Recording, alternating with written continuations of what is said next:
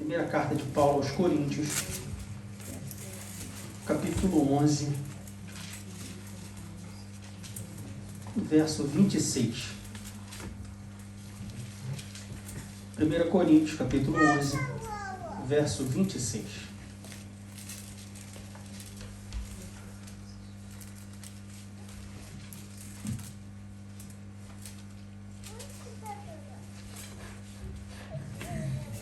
Primeira Coríntios, capítulo 11, verso 26 diz assim: Porque todas as vezes que comerdes este pão e beberdes este cálice, anunciais a morte do Senhor até que venha.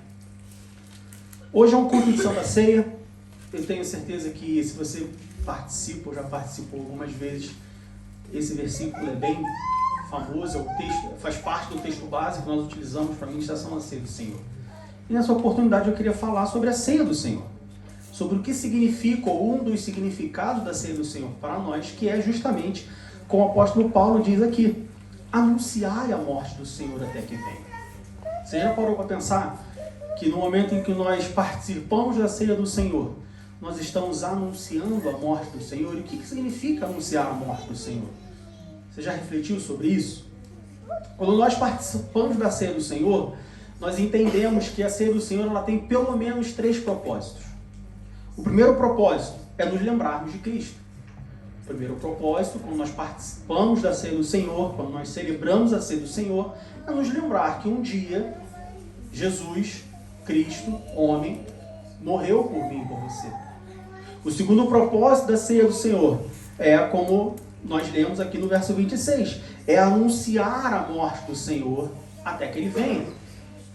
Se anunciar até que Ele venha, e nós estamos anunciando até que Jesus venha, é porque nós queremos que um dia Ele vai voltar. Então, o segundo propósito desses 3, de pelo menos 3, é anunciar não só a morte do Senhor, mas também a vinda do Senhor. Mais uma vez, anunciais a morte do Senhor até que Ele venha. Se nós anunciamos algo até alguma coisa, é porque nós cremos que essa alguma coisa vai acontecer. Nós anunciamos tanto a morte quanto a volta do nosso Senhor Jesus Cristo. E um terceiro propósito da Ceia do Senhor é a comunhão, é estarmos juntos. Muitas pessoas só podem estar na igreja num culto, motivos diversos, e escolhem estar justamente no culto de ceia. É uma celebração, é um momento em que normalmente a igreja está mais cheia, ela está mais unida, pessoas fazem questão de participar da Ceia do Senhor, ou pelo menos deveriam fazer questão de participar da Ceia do Senhor. Não que exista culto mais ou menos importante. Todo culto é importante, porque todo culto é uma oportunidade de louvar e adorar a Deus. Mas o culto de Santa Ceia é um culto que, além de você louvar e adorar o nosso Deus, você celebra a sua morte, você lembra a sua morte, você anuncia a sua morte e a sua vinda e também tem comunhão com os seus irmãos. Então nós temos pelo menos 3 propósitos da Ceia do Senhor. E hoje eu queria falar sobre anunciar a morte e ressurreição de Jesus Cristo. Quando a gente olha para essa palavra, anunciar, quando o apóstolo Paulo fala, anunciais a morte do Senhor até que venha. Anunciar aqui, essa palavra ela tem um sentido de proclamar uma mensagem. Só que proclamar uma mensagem não é simplesmente você falar uma mensagem. Proclamar uma mensagem é você enfaticamente transmitir uma mensagem. Ou seja, quando nós anunciamos a morte do Senhor Jesus, nós não estamos apenas comunicando a morte do Senhor Jesus. Nós estamos enfaticamente proclamando, anunciando, transmitindo a mensagem da morte de Jesus. Tem uma diferença, você sabe qual é? Quando você sai na rua e que você olha uma placa de trânsito, tem uma placa ali escrito, proibido estacionar. Essa placa, ela comunica uma informação. Ela te comunica, ou ela comunica ao motorista, de que ele não pode estacionar naquele local. Agora, você já viu em algumas situações, normalmente quando tem alguma autoridade, né, na cidade, alguma coisa assim, que você tem um cordão de isolamento, ou que tem um carro de polícia, e que eles fecham a rua, e vai policial, e fica ali parado e tal, e não pode desviar o trânsito, e você tem não só placas, mas você tem pessoas ativamente, né, enfaticamente, comunicando, olha, você não pode passar por aqui. Essa estrada está fechada. Esse trecho da rua está proibido para você. É uma comunicação também, mas é uma comunicação mais enfática. Eles não se contentam somente em colocar uma placa falando, olha, dia tal, do horário tal ao horário tal, você não pode passar por aqui. Não, eles colocam policiais na rua. Eles fecham a rua. Eles comunicam de uma forma mais enfática. Anunciar a morte de Cristo, que é o que nós fazemos, ou um dos propósitos da ceia do Senhor, é anunciar de forma enfática a morte e a ressurreição de Jesus Cristo. E como que nós fazemos isso na ceia do Senhor? Porque se nós estamos anunciando enfaticamente, nós estamos proclamando uma mensagem. Como que a gente faz isso se aqui nós temos 2, 4, 6, 8, 10, 12, 14, 16, 18, 20, 22, 24, 26, cerca de 30 pessoas, e nem todas as 30 pessoas estão falando. Agora, nesse exato momento, só tem uma pessoa falando, e o resto todo ouvindo. Então, como que todos nós juntos proclamamos essa mensagem? Como que todos nós juntos anunciamos a morte e a ressurreição do nosso Senhor Jesus Cristo, ainda que nós não falamos verbalmente? Participando da ceia. Por simbolismo, o que nós fazemos aqui é uma representação, como eu já falei na escola dominical, não que o pão seja de fato o corpo e que o vinho, o suco de uva seja de fato o sangue de Jesus Cristo, mas como um simbolismo, como uma representação, nós utilizamos dois elementos. Nós utilizamos o pão e o vinho, o suco de uva, no nosso caso. Onde o pão, ele simboliza, ele representa o corpo de Jesus, que foi partido por nós, que foi morto por nós. E o vinho, o suco de uva, ele representa o sangue de Jesus derramado por nós na cruz do Calvário. Com isso, quando nós comemos o pão e bebemos o cálice, bebemos o vinho, nós estamos anunciando a morte e a ressurreição do nosso Senhor Jesus Cristo. Quando nós participamos da ceia do Senhor, nós estamos enfaticamente declarando, afirmando, dizendo que nós cremos no sacrifício de Jesus Cristo. Agora eu te pergunto, por que você crê no sacrifício de Jesus Cristo?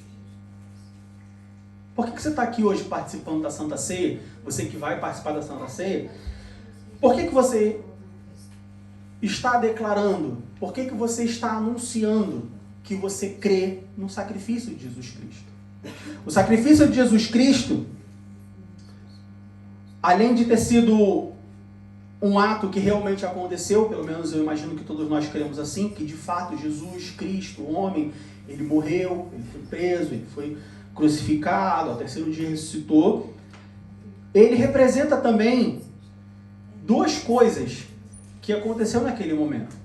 Com o sacrifício de Jesus Cristo, ou o sacrifício de Jesus Cristo na cruz do Calvário, ele permitiu, ele deu a Jesus Cristo o poder e o direito de comprar a mim e a você para Deus. Você sabia disso?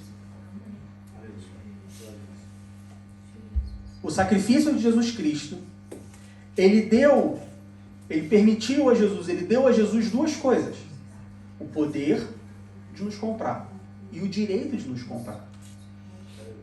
Quando você participa da Santa Ceia, você está enfaticamente declarando que você não só acredita que isso de fato aconteceu, mas que Jesus Cristo adquiriu o poder e o direito para te comprar para Deus. Por que o poder e o direito? Bom, o poder diz respeito a poder comprar. Quem aqui pode sair agora e ir numa concessionária de carro e comprar uma Ferrari? Muitas pessoas podem querer, mas como a minha mãe já me dizia, querer não é poder. Eu queria muito, mas não posso. Alguém um dia poderia comprar eu e você. Queria comprar eu e você para Deus, mas não podia. Com o sacrifício de Jesus Cristo, ele pode comprar, nos comprar para Deus. Você não pode comprar a si mesmo para Deus. Por que você não pode comprar a si mesmo para Deus? Porque você não pode, você não tem o que precisa. Por que eu não posso comprar um carro esportivo? Porque eu não tenho o dinheiro que ele custa. Por que você não pode se comprar para Deus? Porque você não tem o dinheiro que custa. Você não tem condições de pagar aquilo que custa. Custa caro. É um preço caro.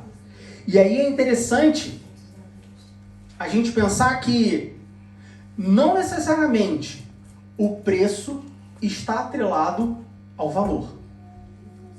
São coisas diferentes.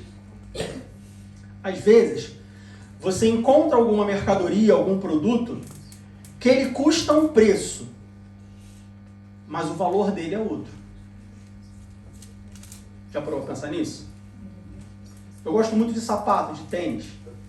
E existe todo um mercado de revenda de sapato, de tênis. Existem tênis que custam 4, 5, 6, 10 vezes mais o valor que foi pago por ele. Exemplo, alguém foi lá na loja, comprou um tênis e pagou 100 euros.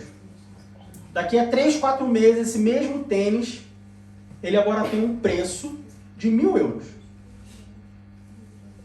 Valorizou 10 vezes mais.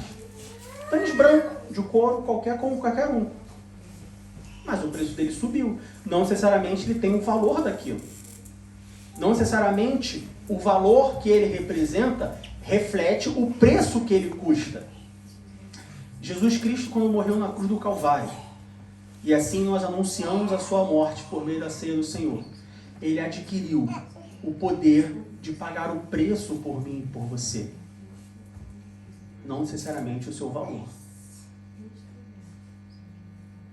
Qual o nosso valor quanto pecadores? Nenhum. Mas mesmo assim o preço era alto. Jesus, quando ele morre na cruz, ele adquire o poder de pagar o preço que custava, não necessariamente o valor que valia. Quanto pecadores, imersos no pecado, escravos do pecado, nosso valor é nada, mas o preço é tudo. Eu não podia pagar esse preço. Você não pode pagar esse preço. Jesus adquiriu esse poder com seu sacrifício na cruz do Calvário. Ainda que nós vamos imaginar na situação hipotética em que nós pudéssemos, nós tivéssemos o poder de pagar o preço para sermos de Deus. Ainda assim, além de poder pagar, você teria que ter o direito de pagar. Às vezes nós temos o poder para fazer algo, mas não temos o direito para fazer alguma coisa. Nós precisamos de poder e direito. Jesus, quando ele morre na cruz do Calvário, ele adquire o direito de nos comprar para Deus. Como que ele adquire o direito de nos comprar para Deus? Ele estava sentado à direita de Deus. E aí ele fala, não, Deus, não, Pai, pode deixar que eu vou. Ele vem ao mundo, ele se faz homem, ele sofre como um homem, ele obedece como um homem, e sem pecado, ele se entrega por mim e por você. Quando ele faz isso, ele conquista o direito de nos comprar para Deus. No sacrifício de Jesus na cruz do Calvário, o qual nós anunciamos, nós proclamamos, nós entregamos essa mensagem, nós cremos nessa mensagem, ele dá a Jesus Cristo não só o poder, mas o direito de comprar eu e você para Deus. De novo, lembre-se que ele tinha o direito de pagar, ele tinha o poder de pagar o preço, mas não necessariamente o que valia, era o que era requerido.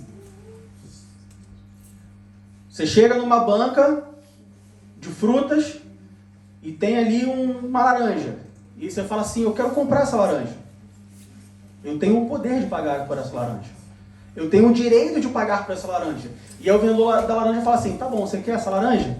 Essa laranja custa 100 euros. Você vai falar assim, mas 100 euros? É uma laranja. mas ela custa 100 euros. A laranja é minha, eu vendo pelo preço que eu quero. Eventualmente você vai falar, não vou comprar essa laranja. Eu vou procurar outra laranja. Jesus, ele chegou para Satanás, ele chegou e falou assim, eu quero comprar essa pessoa para Deus.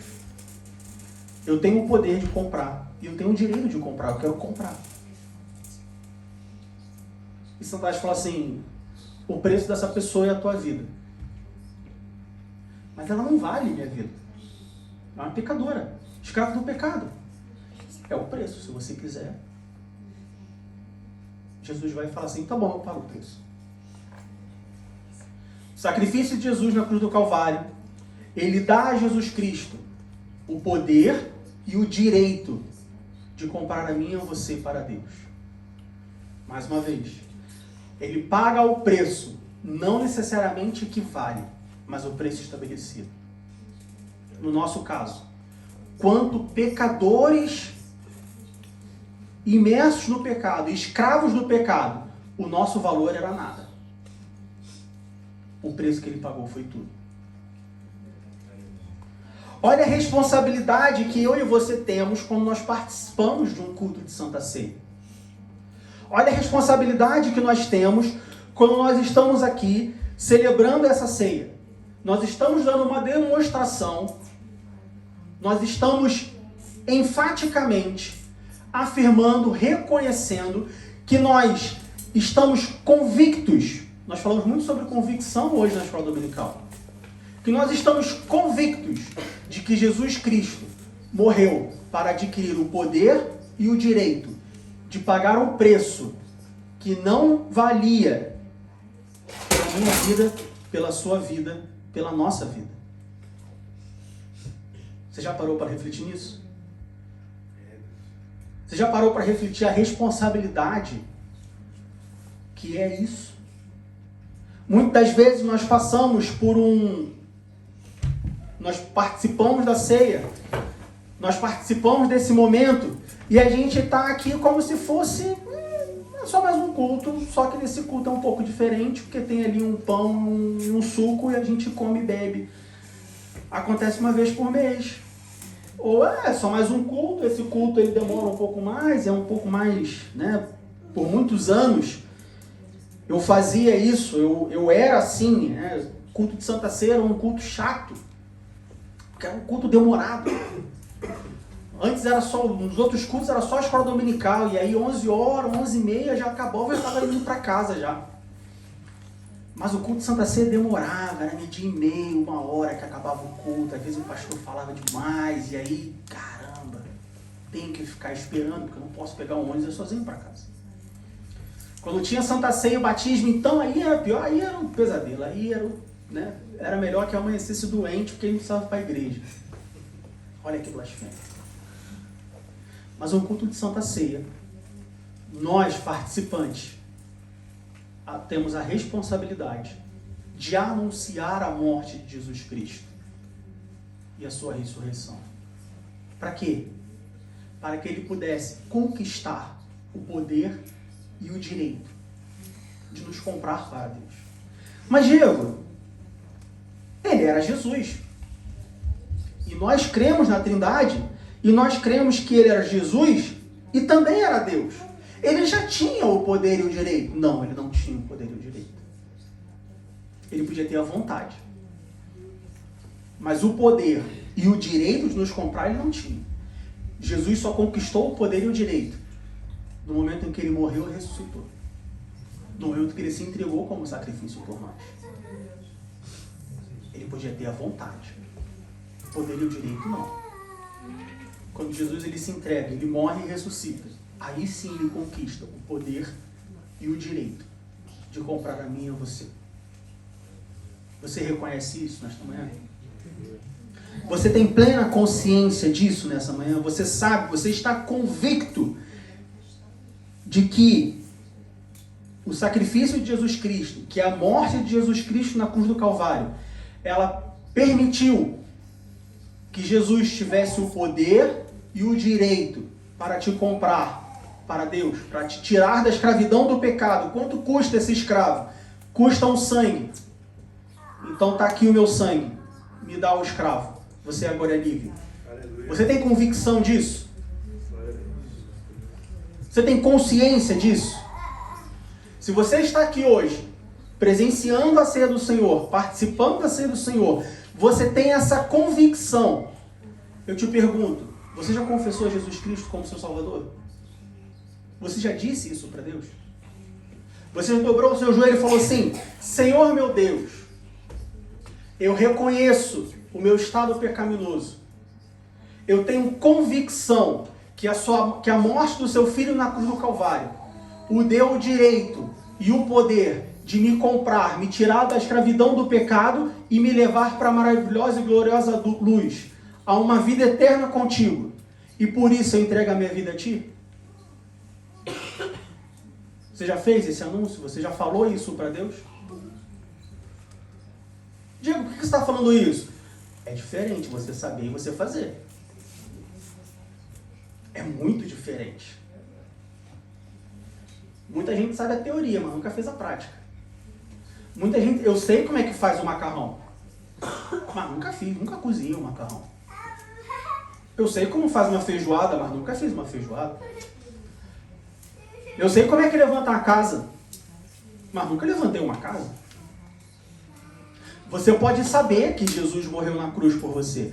Você pode saber que Jesus morreu na cruz para conquistar o poder e o direito de te comprar para Deus. Mas você já disse isso para Ele? Você precisa falar para Ele, meu irmão.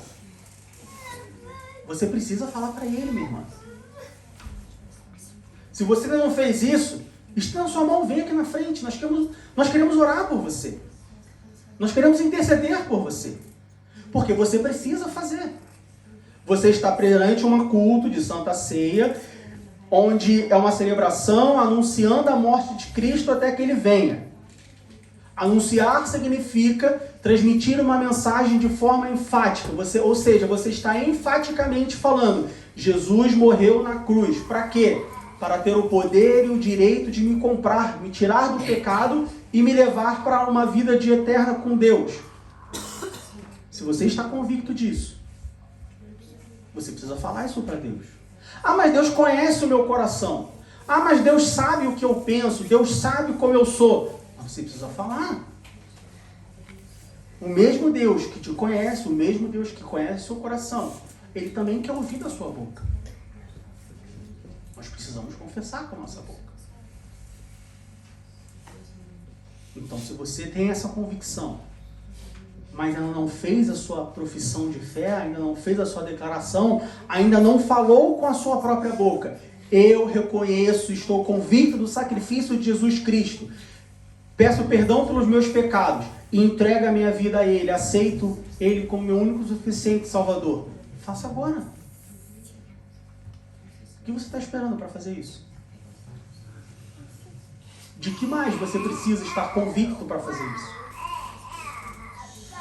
Meu irmão, olha só, entendo, está falando aí, faz sentido o que você está falando, acho que você tem um ponto, mas ainda não estou convicto dessa coisa toda. Ainda não estou seguro dessa coisa toda. Então vem aqui que a gente quer orar por você também, para que o Espírito Santo possa te dar essa convicção. Como nós falamos na escola dominical, não sou eu que vou te dar essa convicção. Não é os nossos irmãos que vão te dar essa convicção. Só quem pode dar essa convicção é o Espírito Santo. A palavra de Deus diz que é o Espírito Santo quem convence do pecado e do juízo. Ele pode te dar essa convicção de que Jesus Cristo morreu e ressuscitou para garantir o poder e o direito de te comprar, de tirar da escravidão do pecado e te levar para a maravilhosa luz. Quando nós falamos da ceia do Senhor, nós temos que entender, como nós participamos da ceia do Senhor, nós precisamos entender qual é o ponto central da ceia do Senhor. Nós precisamos entender o que isso representa. Jesus Cristo, antes de ele ser preso, antes de ele passar por toda a sua morte, Jesus ele chama os discípulos, lá em Mateus capítulo 26, Mateus capítulo 26, versículo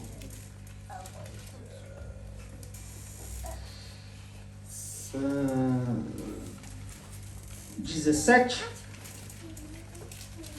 18, diz assim: E no primeiro dia da festa dos pães asmos, chegaram os discípulos junto de Jesus, dizendo: Onde queres que preparemos a comida da Páscoa? E ele disse: Ide à cidade, a um certo homem, diz-lhe: O mestre diz, o meu tempo está próximo, em tua casa celebrarei a Páscoa com os meus discípulos. Ou seja, ele chama, os discípulos chegam para Jesus, onde que a gente vai celebrar, e Jesus dá as instruções de como vai celebrar a ceia. Como celebraria a Páscoa, que significa que é a ceia que nós celebramos hoje. Jesus dá todas as instruções para os discípulos. O que Jesus faz? Jesus diz como que deveria ser, aonde deveria ser, o que ia comer, o que ia beber. Jesus deixa tudo especificado. Jesus deixa tudo explicado. Jesus dá todas as instruções para que os discípulos pudessem celebrar esse memorial.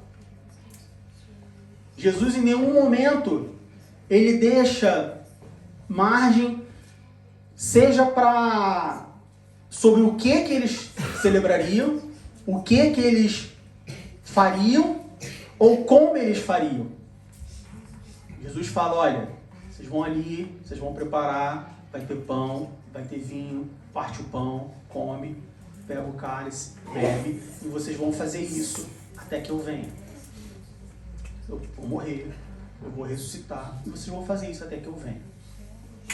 Jesus deixou bem explícito o ponto central da ceia: lembrar da sua morte. E aí eu quero te perguntar, quando você participa da ceia do Senhor, por qual motivo você lembra de Jesus? Pelo que você lembra de Jesus? Vamos sair um pouco do âmbito da questão da ceia. No seu dia a dia, antes do dia a dia, no domingo de manhã, por que você lembra de Jesus? No sábado anterior, por que você lembra de Jesus? No seu dia a dia, por que você lembra de Jesus? Por qual motivo você lembra de Jesus? Em que situações você lembra de Jesus? O que acontece que te faz lembrar de Jesus? Nós precisamos alinhar as expectativas. Porque Jesus tem uma expectativa. Será que você está alinhado com Jesus? Meu irmão, qual era a expectativa de Jesus? A expectativa de Jesus é que ele fosse lembrado pela sua morte. A expectativa de Jesus era, principalmente, também como um todo, mas principalmente na Santa Ceia do Senhor, que ele fosse lembrado pela sua morte. Lembre-se, a Ceia do Senhor, ela é um memorial da sua morte. Ela não é uma celebração da sua vida. Jesus Cristo, ele não institui a Santa Ceia, olha só, fazer isto, porque aí vocês vão lembrar de quem eu fui, de como eu vivi, do que eu fiz, porque aqui vocês vão lembrar dos milagres que eu realizei, porque aqui vocês vão lembrar dos demônios que eu expulsei, porque aqui vocês vão lembrar das curas que eu realizei. Não. A ceia do Senhor é um memorial da sua morte. Jesus deixa isso bem claro. Se Jesus, ele mesmo, institui e define bem a forma ou o motivo pelo qual ele gostaria de ser lembrado, por que nós mudamos esses sentidos e lembramos dele por causa de qualquer outra coisa? Por que Jesus quis ser lembrado pela sua morte, mas eu lembro de Jesus pelas coisas que ele fez em vida? Por que Jesus quis ser lembrado pela sua morte, mas eu só lembro de Jesus porque ele cura, porque ele expulsa o demônio, porque ele faz milagre, porque ele abençoa, porque ele me dá um emprego, porque ele me dá comida? Por quê? Alguma coisa está errada. Lembre-se de Jesus, não pelas coisas que ele fez em vida, mas lembre-se de Jesus pela sua morte. O maior milagre Jesus já fez. Que milagre foi esse? Conquistar o poder e o direito de comprar eu e você para Deus. Lembre-se de Jesus na sua morte. Jeremias capítulo 31. Jeremias capítulo 31, do verso 31 ao 34. Jeremias 31, do verso 31 ao 34, diz assim: Eis que dias vêm, diz o Senhor, em que farei um concerto novo com a casa de Israel e com a casa de Judá. Não conforme o concerto que fiz com seus pais no dia em que os tomei pela mão para os tirar da terra do Egito. Porquanto eles invalidaram o meu concerto, apesar de eu os haver desposado, diz o Senhor. Mas este é o concerto que farei com a casa de Israel depois daqueles dias, diz o Senhor. Porei a minha lei no seu interior e a escreverei no seu coração, e eu serei o seu Deus, e eles serão o meu povo. E não ensinará alguém mais a seu próximo, nem alguém a seu irmão, dizendo: Conhecei ao Senhor, porque todos me conhecerão, desde o menor a deles até o maior, diz o Senhor. Porque perdoarei a sua maldade e nunca mais me lembrarei dos seus pecados. Isso só é possível porque Jesus morreu.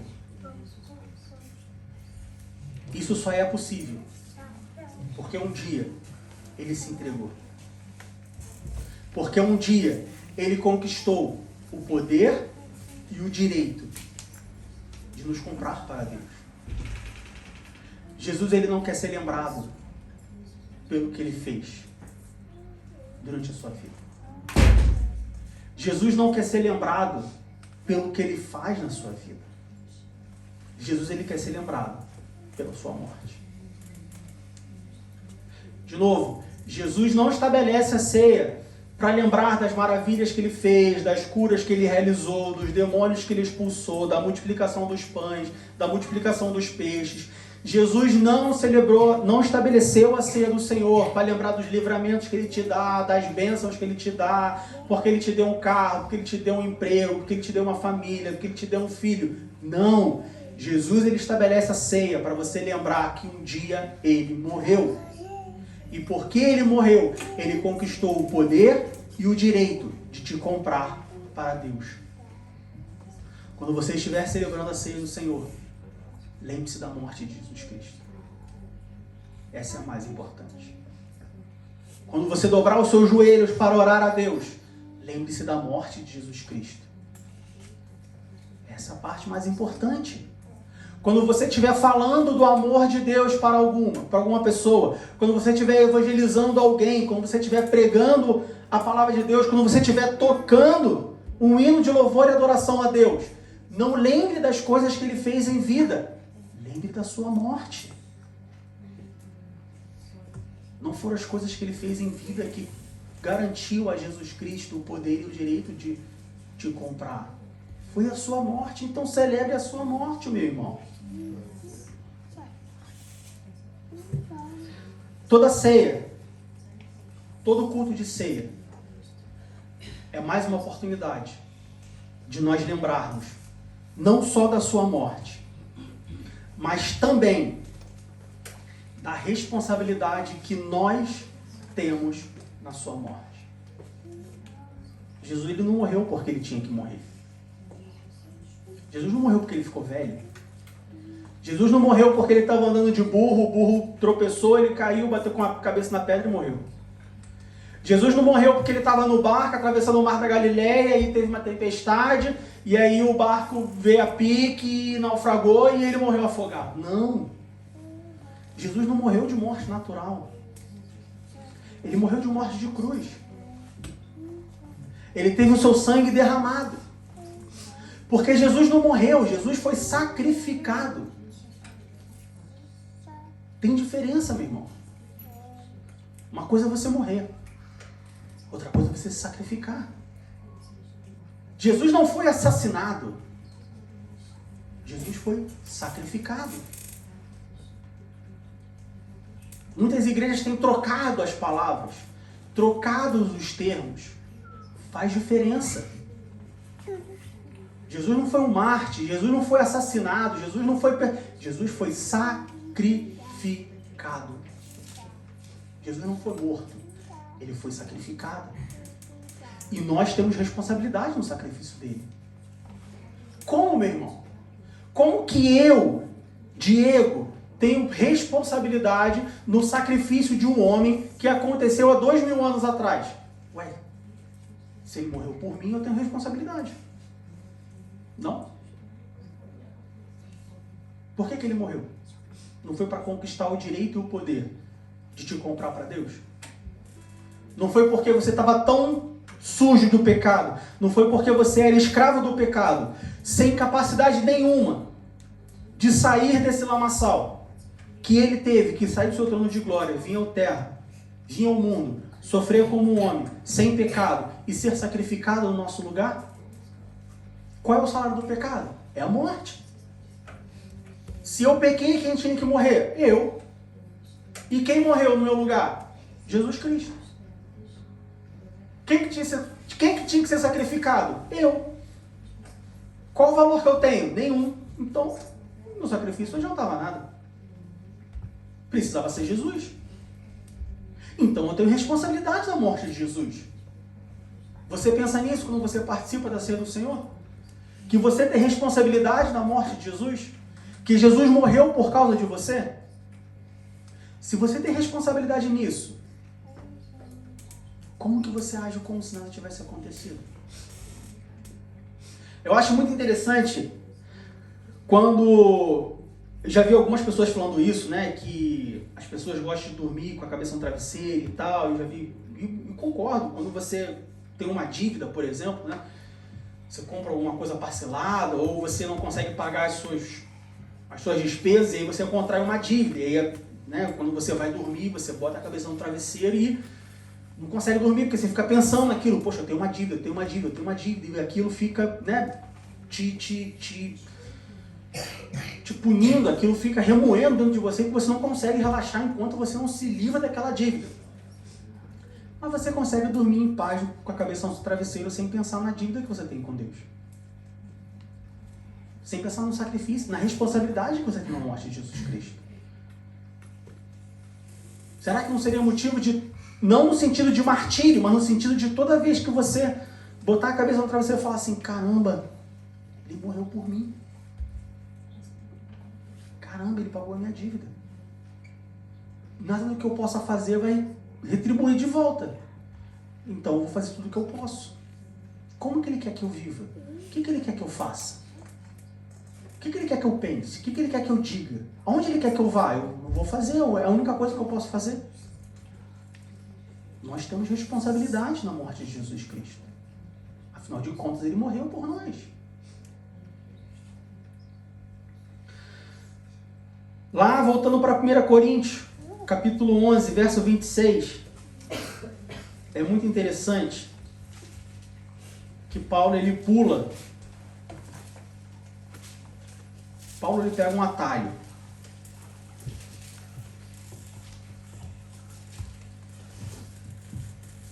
Primeira Coríntios, capítulo 11, versículo 26, diz assim, é o texto que nós lemos. Porque todas as vezes que comerdes este pão e beberdes este cálice, anunciais a morte do Senhor até que venha. Paulo aqui, ele pega um atalho. Por que eu digo que Paulo pega um atalho? Porque Paulo, ele fala, anunciais a morte do Senhor até que ele venha. Como que alguém que morreu vai vir? Não tem como. Imagina que você está num velório, está o defunto ali, e aí você fala, ó, isso aqui é uma celebração, aqui nós estamos fazendo aqui um memorial pelo nosso irmão, pela nossa irmã que faleceu, até que essa pessoa venha. É maluco. Você está fazendo celebração da morte até que venha, está faltando alguma coisa aí. A ressurreição.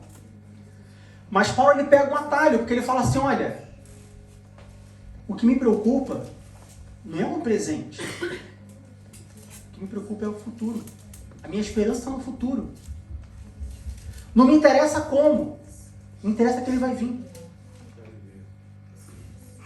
A nossa esperança é o futuro. Ele vai voltar. Anunciais a morte do Senhor até que venha. Quando você anuncia a morte do Senhor, qual é a tua esperança? É no presente ou no futuro? Porque anunciar a morte é o passado. A ceia ela tem o passado, o presente e o futuro. Anunciar a morte é o passado. Você não tem o que fazer. Já passou, já aconteceu, ele já morreu. Até que ele venha ao futuro. Como que você anuncia a morte do Senhor? Como que você celebra a ceia do Senhor? A tua convicção, ela está no presente ou ela está no futuro?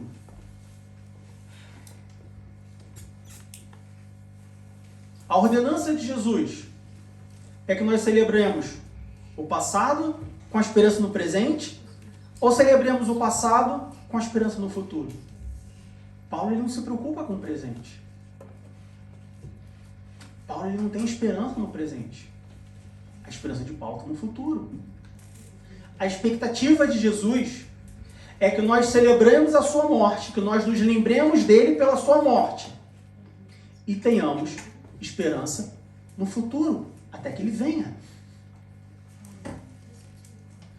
Você como cristão, convicto que Jesus Cristo morreu na cruz do Calvário para conquistar o poder e o direito de te comprar para Deus, que celebra a ceia do Senhor, lembrando da morte sacrificial de Jesus Cristo, qual é a tua esperança?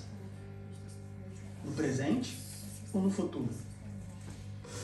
Se a tua esperança está no presente, você está no mesmo bolo daqueles que celebram a ceia do Senhor, tendo em memória o que Jesus fez na sua vida. Não foi isso que Jesus quis. Não é isso que ele quer. Não foi isso que ele planejou. Jesus não planejou, Jesus não instruiu a celebração da ceia para que a gente se apegue ao presente, para que a gente tenha esperança no presente. Jesus ele instituiu a ceia do Senhor para que nós nos lembremos da sua morte e tenhamos esperança no futuro, na sua volta, na sua vinda. A esperança do crente, meu irmão, é a vinda de Jesus. A esperança do crente não é um trabalho de amanhã. A esperança do crente não é um ano novo que vai chegar. A esperança do crente não é o casamento da minha filha. A esperança do crente não são os meus netos que eu vou ver. A minha esperança é a volta de Jesus. Foi para isso que ele morreu. Ele morreu para voltar. Ele falou que vai voltar.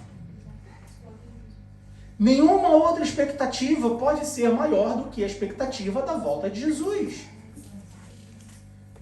E se essa é a nossa maior expectativa, como você se prepara para esse grande evento? É interessante como que quando nós estamos diante de uma expectativa de um evento muito grande, a gente se prepara igualmente para isso, né? Então, por exemplo, casamento. Você ficou noivo, você marcou a data do seu casamento, você se prepara para isso. As mulheres fazem dieta, vai cabelo vestido, aí vai ver o vestido, é o vestido mais bonito, é o vestido maior, não sei o quê. Os homens se preparam e preparam a festa, e é o melhor salão, com a melhor comida, com a melhor bebida, com a melhor decoração, e vive aquela expectativa até o grande dia do casamento. Um novo emprego. Você se prepara para aquele novo emprego. Você vai, fazer uma barba, cortar o cabelo, para chegar bem no primeiro dia, tá bem vestido. E se eu preciso de algum equipamento, eu compro alguma coisa, e aquela expectativa toda. E na noite anterior você, como é que vai ser amanhã, o novo trabalho, como é que é, os novos colegas de trabalho, o chefe, se é legal, se não. Você vive aquela expectativa. uma viagem de férias. Você planeja onde você vai, com quem você vai, quanto tempo você vai ficar. Aí você vê o que tem para fazer, o que não tem, como que você chega, como que você sai, o que tem que comprar com antecedência, o que você pode comprar na hora, qual é a comida local, onde você vai comer, os restaurantes. Você se prepara, porque é um grande evento. E você vive uma grande expectativa.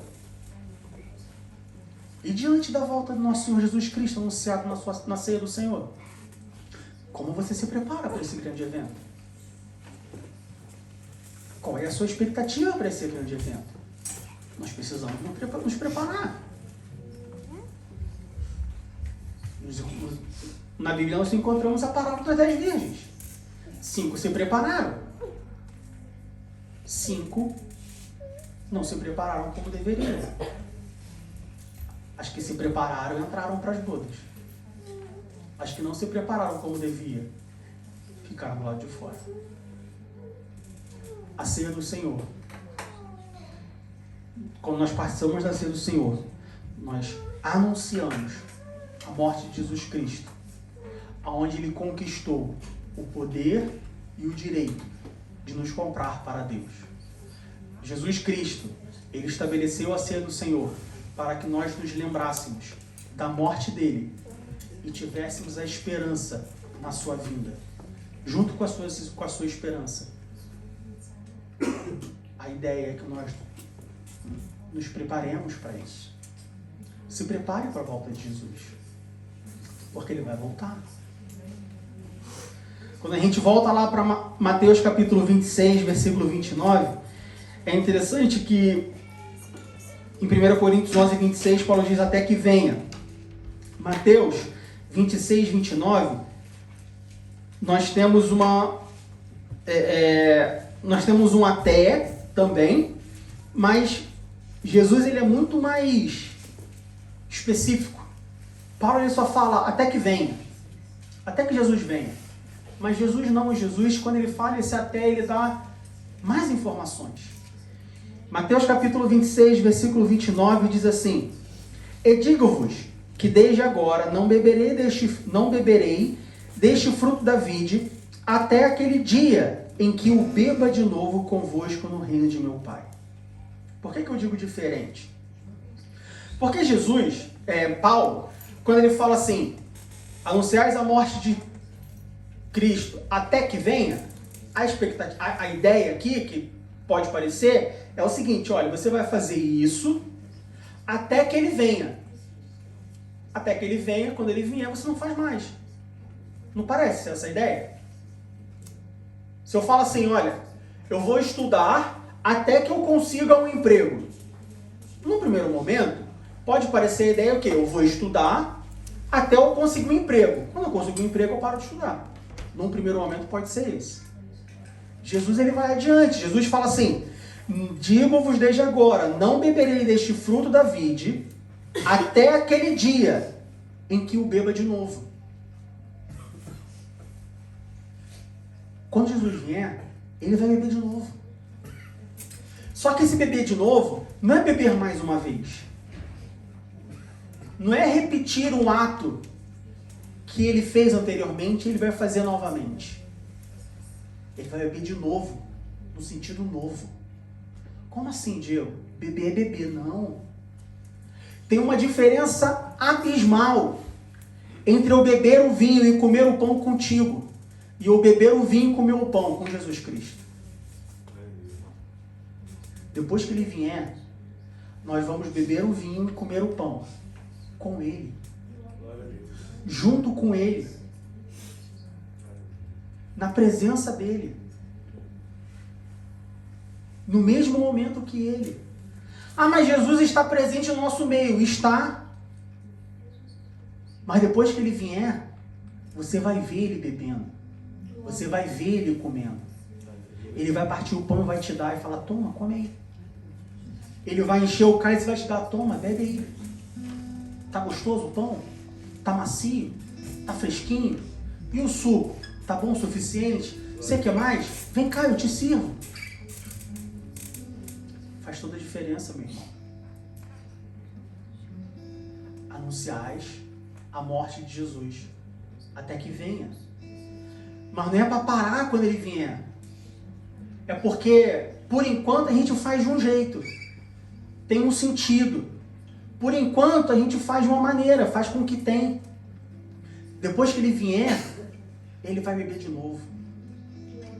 Ele vai participar junto. Ele vai estar junto conosco. É ou não é maravilhoso? Então se prepare para participar disso. Guarde isso no seu coração. Viva por isso. Receba essa palavra e viva por essa palavra. Todos os dias.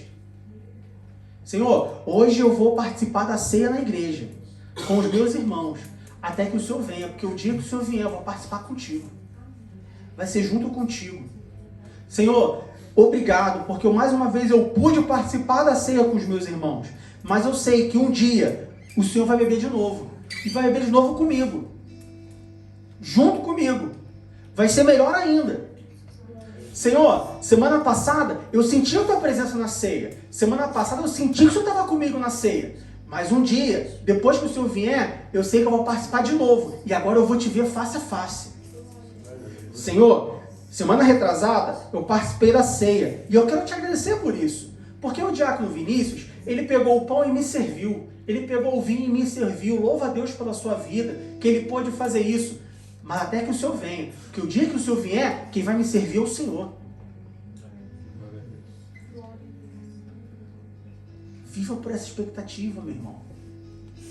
Jesus instituiu a ceia para que você lembre da sua morte e tenha expectativa na sua vida. Para nós encerrarmos, como nós falamos, a ceia é passado, presente e futuro. No sentido do passado, 1 Coríntios capítulo 11, versículo 24. 1 Coríntios capítulo 11, versículo 24. Diz assim: E tendo dado graças, o partiu e disse: Tomai e comei, isto é meu corpo, que é partido por vós, fazei isto em memória de mim.